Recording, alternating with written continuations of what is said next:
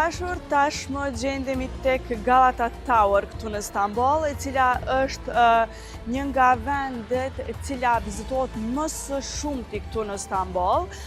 Mund të vini, por gjithashtu dhe të hypni këtu lart dhe të keni një pamje madhështore të Bosforit, të Gjirit të Art, por gjithashtu dhe të kontinenteve të Evropës dhe të Azisë.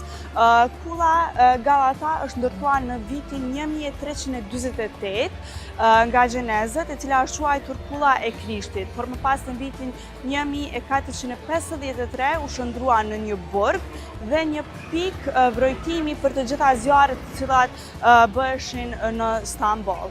Pra kjo kullë ka një histori shumë të gjatë, ku thuhet, disa mite janë që thuhet se nëse dy të dashuruar vinë për herë të parë bashkë dhe ngjiten në kullën Galata, atëherë dashuria atyre do të zgjasë për gjithmonë. Kjo kullë ka shumë histori. Çdo shekull ka pasur restaurime, pas zjarrit në vitin 1794, çatia është riparuar.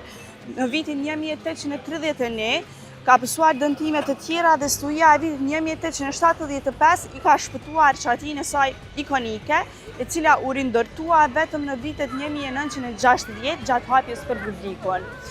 Në vitin 2020, pas restaurimeve, kulla u hap si muze, Galata Kullesi Museum, duke ofruar eksponate që përfshin artefakte nga periudha të ndryshme historike të Stambollit.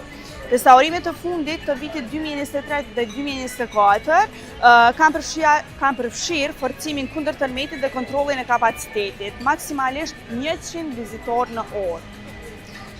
Ka një pamje panoramike në 360 shkallë, nga terasa e sipërme shihen Bosfori, Gjiri i Art dhe dy kontinentet Azi dhe Europë, dhe është një vend magjik për fotografi.